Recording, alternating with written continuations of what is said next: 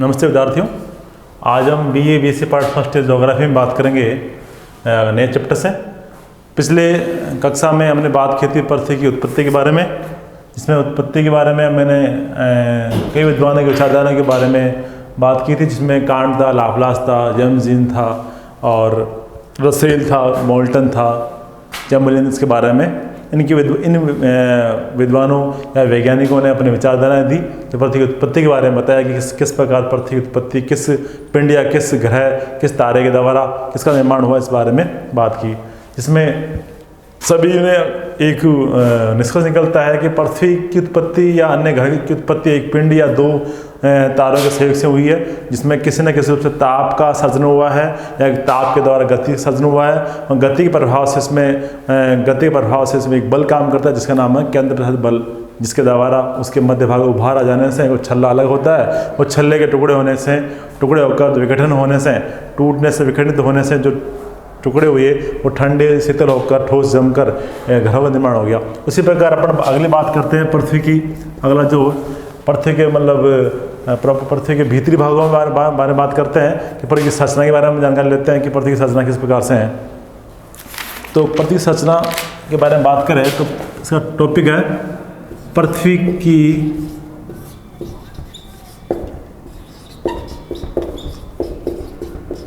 आंतरिक संरचना।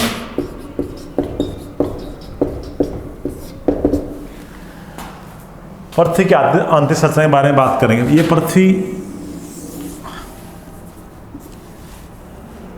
है इसका बाह्य भाग यानी ये बाहरी भाग है, इसे बोलते हैं प्रकृष्ट बोलते हैं या भूपर्वटी बोलते हैं सामान्य भाषा, हिंदी भाषा में भूपर्वटी, क्रस्ट, ऊपरी परत। जो भी भौतिक क्रियाएं या मानव क्रियाएं या जलवायु क्रियाओं का प्रभाव या धरातल पर जो आपको दृश्य दिखाई पड़ता है, वो सारी धातलीय क्रियाएं दिखाई पड़ती है। इसमें पर्वत, पठार, मैदान, झील, सागर, तालाब, नदी, नाले वो सब दिखाई पड़ते हैं। लेकिन पृथ्वी के भूग्रह की बात करें, भीतर की बात करें, इस बारे में जानकारी लेने के लिए अपने पास कई आकलन या अनुमान से लगा सकते हैं। इस आंतरिक भाग को दर्श से देखा नहीं जा सकता, लेकिन इसको अनुमान द्वारा या कुछ तथ्यों द्वारा इसके बारे में विचार कर सकते हैं कि इसका आंतरिक भाग किस प्रकार से हो सकता है, इसकी बनावट कैसी हो सकती है, इस बारे में अपन बात करेंगे।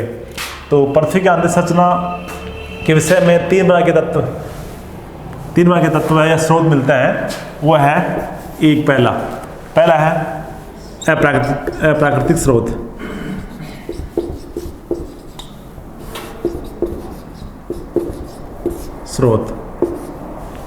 दूसरा है पृथ्वी की उत्पत्ति के साक्ष्य।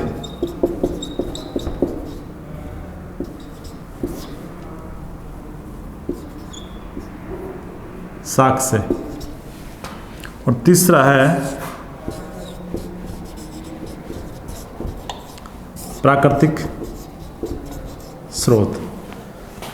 तीन प्रकार के स्रोत है जो पृथ्वी की आंतरिक संरचना के बारे में अध्ययन के बारे में जानकारी प्राप्त करते हैं या देते हैं अपन को। वो तीन स्रोत है, तीन प्रकार के साक्ष्य उदाहरण है। प्राकृतिक स्रोत, पृथ्वी की उत्पत्ति के साक्ष्य, और तीसरा है प्राकृतिक स्रोत। इसके तीन बताए मैंने आपको। एक तो होता है इसमें पहला घनत्व, दूसरा दबाव और तीसरा है तापमान। तीन। इसकी बात करें पृथ्वी साक्ष्य, उत्पत्ति के साक्ष्य में मैंने बताया अभी पृथ्वी की उत्पत्ति के जो साक्ष्य सिद्धांत दिए थे, जिसमें आपका मैंने बताया अभी जो दो उदाहरण थी, एक अद्वैतवादी और दूसरी द्वैत संकल्पना में, जिसमें आपको कांट की वायु राशि परिकल्पना थी, लाप्लास की निहारिका परिकल्पना थी, ऐसे जेम्स जीन की जवाहरी परिकल्पना थी। तो उससे भी ये उदाहरण, ये ज्ञान प्राप्त हो सकता है, जानकारी मिलती है कि पृथ्वी का आंतरिक भाग किस प्रकार से बना हुआ हो सकता है। उसमें ये अनुमान लगा सकते हैं अपन पृथ्वी के प्रारंभ में उसकी लोकेशन उसकी केवल द्रव अवस्था में थी या गैस अवस्था में थी या तप्त अवस्था में थी, तो किस रूप में हो सकती थी, उसी को आधार मानते हुए आगे बात करते हैं। तो ये अनुमान लगा सकते हैं कि पृथ्वी का वर्तमान में भी इसकी लोकेशन इस प्रकार से हो सकती है, जो बाहर बार ठंडा होकर जम गया, लेकिन भीतर भाग अभी भी गर्म या उष्ण अवस्था में है, जिसके बारे में ये अनुमान या तथ्य सामने आते हैं कि जैसे कोई बोरिंग से या किसी कुएं से ट्यूबवेल से पानी निकलता है तो बाहर आता है, तो गर्म पानी का जो स्रोत होता है उसे अनुमान लगाते हैं अंदर भाग गर्म है। दूसरी बात, किसी माइंस एरिया में या जो उससे कुएं उनसे भी ये प्राप्त पता चलता है कि पृथ्वी का आंतरिक वाला भाग ताप द्वारा किसी कारण से वो गर्म हो रहा है, मतलब गर्म हो रखा है, या ज्वालामुखी से निकलने वाला लावा पदार्थ है, मैग्मा है जो बाहर निकलता है, उसमें कई बार की गैस वगैरह निकलती है, कई बार के टुकड़े कंकड़ पत्थर रेत वगैरह निकलती है, अन्य खनिज भी निकलते हैं, पदार्थ निकलते हैं, उससे भी अनुमान लगा सकते हैं कि पृथ्वी का आंतरिक भाग की संरचना किस प्रकार से बनी हुई है, उसकी बनावट कैसी है, उसमें कौन से तत्व मिले हुए हैं। तो इस प्रकार इसमें ये आते हैं। थर्ड आता है प्राकृतिक स्रोत में उसके दो तत्व है या दो उदाहरण है। एक तो होता है आपका भूकंप, दूसरा है ज्वालामुखी। इस प्रकार पृथ्वी की संरचना के बारे में अपन भूगोल में बात कर रहे हैं। ऐसे एक्चुअली इस तथ्य के बारे में जानकारी भूगोल विज्ञान मिलती है, लेकिन पृथ्वी भूगोल में इसलिए पढ़नी पड़ती है, जाननी पड़ती है कि पृथ्वी का जो बाहरी वातावरण है, बाहरी धरातल है, उसकी जो संरचना है, बनावट है, स्वभाव है, किसी न किसी रूप से भूगोल से संबंधित जरूर रखता होगा। इसलिए इसको थोड़ा सा नॉर्मल सामान्य जानकारी लेना आवश्यक है। इसलिए पहला पॉइंट लेते हैं प्राकृतिक स्रोत में। पहला घनत्व, दबाव, तापमान बारे में बात करते हैं अपन। जिसमें मैंने पहला पॉइंट लिखा घनत्व। पृथ्वी की उत्पत्ति के बारे में जो पहला स्रोत है उसका नाम है अप्राकृतिक स्रोत, घनत्व,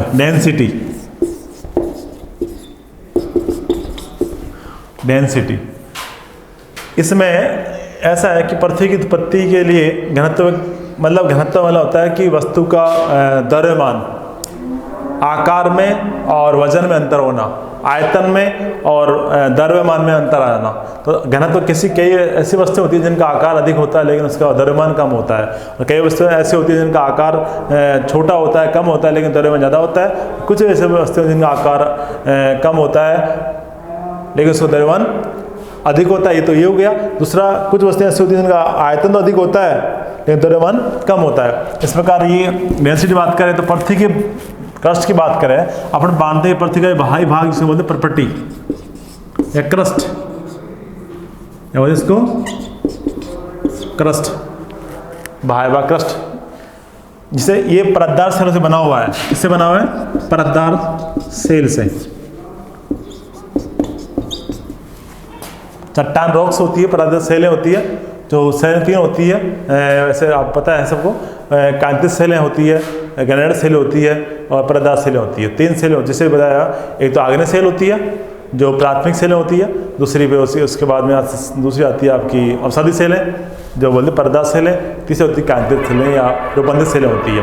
तो परतदार सेलें वो होती है जो जिन सेलों का आग्नेय सेल होती है उसका किसी न किसी रूप से रासायनिक या प्राकृतिक या भौतिक ऐसे उसमें विघटन टूट फूट के बिखर कर अब स्थान पर फैल जाती है या कहीं से आकर यहाँ जमा हो जाती है, उसे बोलते हैं परतदार सेल या अवसादी सेल। अवसाद मतलब किसी प्राकृतिक स्रोत के द्वारा नदी नाले तालाब के टूट कर घिस कर रगड़ मतलब लाकर डाल दी जाती है, परतदार सेल कहलाती है। तो इसी तीन सेलें होती है।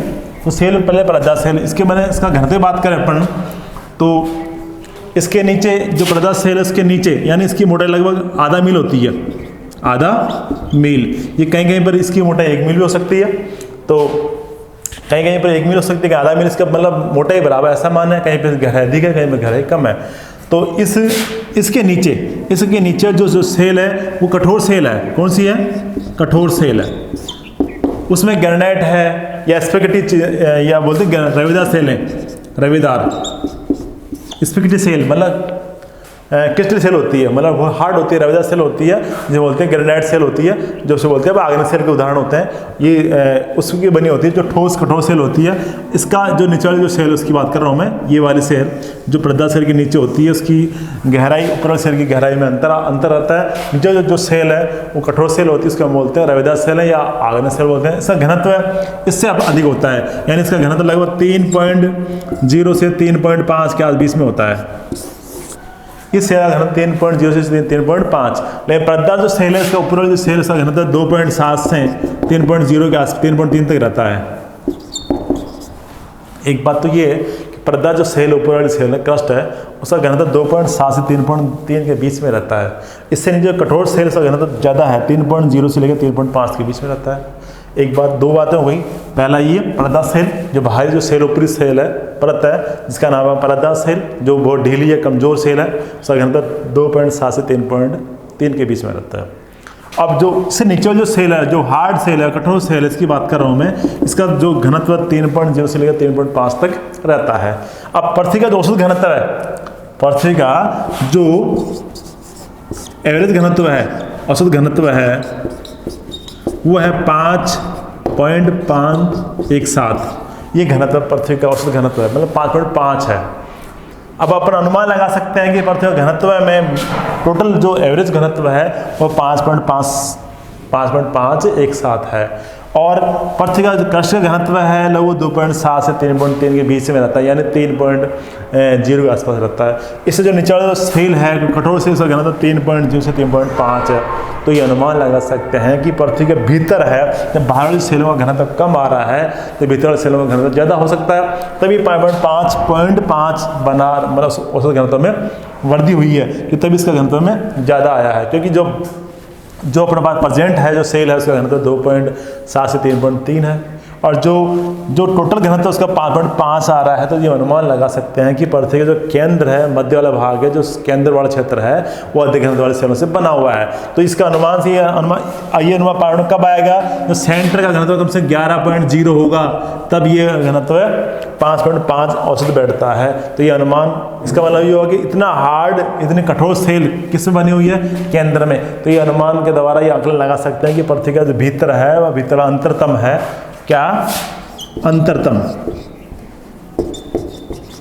यानी कोर एरिया, यानी कोर, यानी केंद्र वाला भाग है, वो भारी वस्तुओं से या भारी खनिजों से खनिज सेलों से बना हुआ है, जैसे निकल है या लोहे से बना हुआ है, जो वो हार्ड वस्तुएं होती है जिससे मैग्नेट पाया जाता है, तभी पृथ्वी अपने घूमती हुई किसी वस्तु को अपने खिंचाव बल उत्पन्न होता है, तो इससे गुरुत्वाकर्षण बल समता उत्पन्न होती है। तो ये कह सकते हैं अपन, ये जो भारी वस्तु होती है उनका घनत्व कितना होता है, 11.0 घनत्व जो सेल होती है वो लोहे की या निकल की बनी हो सकती है। तो एक तो उदाहरण ये मान सकते हैं कि घनत्व में वृद्धि हो रही है, तो इसका अनुमान है कि अंदर वाली जो सेल है, अंदर पदार्थ है, अंदर जो केंद्र वाला भाग है, अंतरतम है, वो बहुत भारी सेलों से या भारी खनिजों से निर्मित है, इसलिए वो 11.0 उसका माना गया है। दूसरा है दबाव।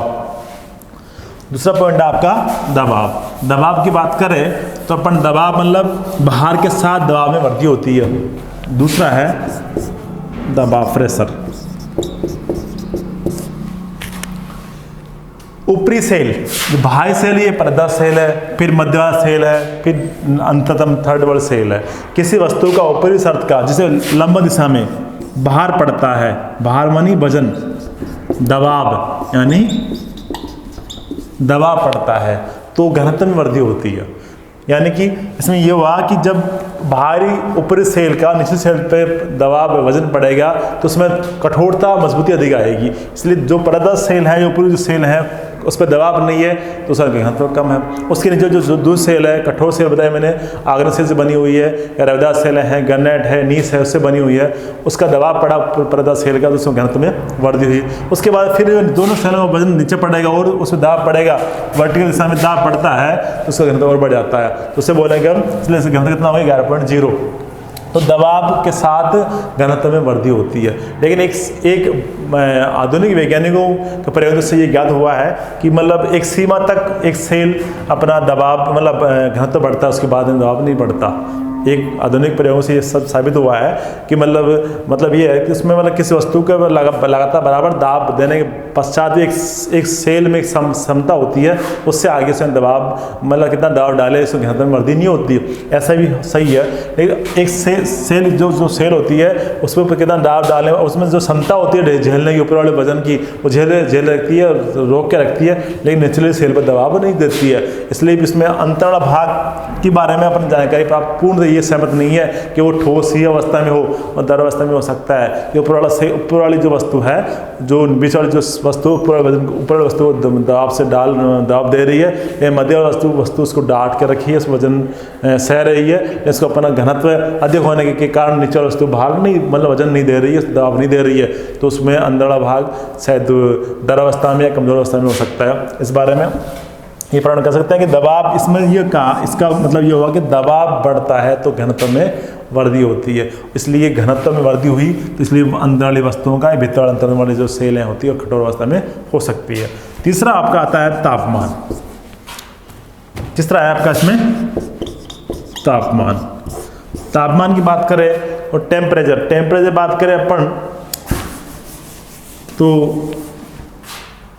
तापमान पृथ्वी के तापमान के बारे में जो सूचक देता है या उसका अनुभव प्राप्त करने वाला जो स्रोत है वो आपके जैसे कुआं है, ट्यूबवेल है, बोर है, माइंस एरिया है, खनन क्षेत्र है, उससे यह ज्ञात हो सकता है कि होल क्षेत्र से निकालते हैं तो उससे ज्ञात होता है कि पृथ्वी के भीतर जाने पर ताप में उतर वृद्धि होती है। जैसे अपन कोई ऐसे पानी निकालते, पानी वार्म गर्म अवस्था में पानी गर्म रहता है, सर्दियों में पानी निकालते हैं, गर्मी में पानी निकालते हैं, तो जो बाहर का वातावरण के अपेक्षा अंदर वाला जो तापमान अंदर का जो पानी होता है उसमें टेम्परेचर में अंतर आता है, इसलिए जो बोर से निकालने वाला पानी गर्म रहता है। इसी उदाहरण जब मानते हैं कि पृथ्वी के भूगर्भ मतलब धरातल से नीचे जाओगे तो प्रति 100 मीटर पर 2 से 3 डिग्री तापमान वृद्धि हो जाएगी। प्रति 100 मीटर गहराई पर 2 या 3 डिग्री सेंटीग्रेड तापमान वृद्धि हो जाएगी। इस दर से ताप बढ़ने की दर है, लेकिन ये 8 किलोमीटर तक है, आगे फिर उसकी बढ़ने की दर अलग है। एक सीमा ये नहीं है हम यहाँ से कंप्लीट इसी दर से ताप बढ़ेगा, ताप बढ़ने की दर अलग अलग स्थान पर अलग अलग हो सकती है। ये ताप बढ़ता तो है, इस दर में घटती हुई दर से ताप में वृद्धि होती है, इसलिए अनुमान आकलन लगा सकते हैं हम। जैसे 100 किलोमीटर की गहराई पर तापमान 1100 डिग्री सेंटीग्रेड हो जाता है। इतनी अवस्था में, इतने टेम्परेचर पे कोई वस्तु कठोर अवस्था में या बाहर ठोस अवस्था में नहीं रह सकती। वो मतलब इतनी अवस्था में कोई वस्तु को कोई धातु हो पिघल जाएगी, गलनांक नहीं हो सकता। इसलिए 100 किलोमीटर गहराई में 1100 सेंटीग्रेड तापमान है। मान लो 400 किलोमीटर गहराई पर तापमान 15 डिग्री सेंटीग्रेड है और 700 डिग्री किलोमीटर गहराई पर लगभग 1900 डिग्री सेंटीग्रेड टेम्परेचर है। ऐसे 2900 किलोमीटर गहराई पर टेम्परेचर 3700 डिग्री सेंटीग्रेड है और लगभग 5150 किलोमीटर गहराई पर लगभग 4300 डिग्री सेंटीग्रेड टेम्परेचर पाया जाता है। ये भूगर्भ लास्ट का सेंटर एरिया आ गया। पृथ्वी का मतलब 5,5150 किलोमीटर मानते हैं अपन लगभग, तो इतना 4300 डिग्री सेंटीग्रेड ताप आ जाएगा। अब इस अवस्था से नोट करें 1100 डिग्री तापमान कितने किलोमीटर पे? 100 किलोमीटर पे। तो उस समय कितना होना चाहिए? 2200 होना चाहिए। 300 पे कितना होना चाहिए? डबल होना, जस्ट डबल बढ़ना चाहिए ना। इस पर ताप तो बढ़ तो रहा है, लेकिन बढ़ने की जो दर है वो घटती हुए क्रम में बढ़ती है। इस प्रकार 1100 मतलब 100 किलोमीटर गहराई पर 1100 डिग्री सेंटीग्रेड तापमान है, फिर 400 किलोमीटर की गहराई पर 15 डिग्री सेंटीग्रेड तापमान है, फिर 700 किलोमीटर की गहराई पर 1900 सेंटीग्रेड तापमान है। इस दर पे इतने अवस्था में तापमान रहेगा तो कोई भी वस्तु अंदर जो ठोस अवस्था में नहीं रहने की संभावना नहीं हो सकती। ऐसे अवस्था में कोई जो वस्तु वो गैसीय अवस्था में, द्रव अवस्था में हो सकती है। अब अपन बात करते हैं कि हमसे यहाँ पे मंडल पाया जाता है, जो भूगर्भ से निकलने वाला लावा पदार्थ होता है, जो मैग्मा होता है, वो गर्म और तप्त अवस्था में होता है, जो अचानक किसी ज्वालामुखी में बाहर निकलता है। उसमें गैस भी होती है, राख भी होती है, धूलकण भी होते हैं, कंकड़ पत्थर भी होते हैं, कई बार के खनिज अंश भी होते हैं। उसमें सब बाहर निकलता है, गैस अवस्था में भयंकर आवाज साथ निकलता है। तो गैस मतलब वो गैसीय अवस्था में उसमें नाइट्रोजन है, फास्फोरस है, उसमें आपकी ऑक्सीजन है, अन्य मीथेन है, कार्बन डाइऑक्साइड, कई गैसें बाहर निकलती है, गैसें वगैरह आ जाती है, अन्य पदार्थ बाहर निकलता है। तो वो गैस अवस्था में किससे बनी? जो द्रव अवस्था, किसी उच्च तापमान पर कोई वस्तु पिघलती है तो उसमें वो गैस, उसके बाद गैस से बाहर निकलती है और गैस से दबाव डालती है और दबाव के साथ वस्तु को, कमजोर की वस्तु को तोड़कर बाहर निकलने का प्रयास करती है। इस प्रकार ये तापमान में इसका उदाहरण देता है कि पृथ्वी के अंदर अपन भूगर्भ में जाए, अंदर को पहचान आकलन लगाया जाए और तापमान में तो वृद्धि होती है, इसका मतलब ये होगा कि अंदर वाला भाग किसने कहीं ना कहीं रूप से इतना तेज ताप वृद्धि होगी तो वो द्रव अवस्था में जरूर पाई जा सकती है। तो लेकिन इस प्रकार ये कह सकते हैं कि पृथ्वी का अंतरतम या कोर की बात करें, तीन स्रोत बताए मैंने, घनत्व, दबाव, तापमान के बारे में बताया है। जो प्राकृतिक स्रोत है, आर्टिफिशियल स्रोत है, इस बारे में 3 स्रोत बताए मैंने, जो तीनों से अनुमान लगा सकते हैं पृथ्वी का बाहरी अंदर वाला भाग, अंदर वाला जो ठोस अधिक घनत्व वाले सेलों से बना हुआ है, जो बहुत उच्च तापमान पर पिघलते नहीं। कुछ सेल ऐसे होती, कुछ क्षेत्र ऐसे होते हैं जहाँ पर कई बार के थोरियम है, यूरेनियम है या अन्य जो विद्युत उत्सर्जन करने वाले जो पदार्थ होते हैं, वो पदार्थ उसके घर्षण से, विघटन से ताप उत्पन्न होता है और ताप के द्वारा वो आसपास की सेलों को पिघलाकर पिघलाकर गलित कर देते हैं, जिससे वो द्रव अवस्था में पाई जाती है। उस मंडल को बोलते हैं दुर्बलता मंडल, उसे बोलते हैं दुर्बलता मंडल, जहाँ पर वहाँ मंडल दुर्बल होता है, जहाँ जो सेलें मिलती है, जो सेले का स्थान होता है, वहाँ पर सेलें, ऐसी सेलें जहाँ पर थोरियम है, अन्य जो परमाणु जो सेलें होती है, उसके घर्षण से, विघटन से, टूटने फूटने से जो ताप उत्सर्जन होता है, उसके द्वारा अन्य सेल भी पिघल कर गलित अवस्था में आ जाती है, उससे द्रव अवस्था में वो चट्टानें पाई जाती है, उससे बोलते हैं दुर्बलता मंडल। इस प्रकार आज हमने बात की है प्राकृतिक स्रोत के बारे में, उत्पत्ति की संरचना की सिद्धांत में बात की, जिसमें मैंने एक पॉइंट क्लियर किया आपको, प्राकृतिक स्रोत, ये 3 तथ्यों के बारे में समझाया आपको आज, घनत्व, दबाव और तापमान के बारे में। कल अपन नेक्स्ट क्लास में अपन इसी संबंध में आगे बात करेंगे, जो सेकंड होगा पृथ्वी उत्पत्ति साक्ष्य और प्राकृतिक स्रोत के बारे में। और आज हमने इसके बारे में बात की, इसलिए आज के लिए इतना ही। धन्यवाद।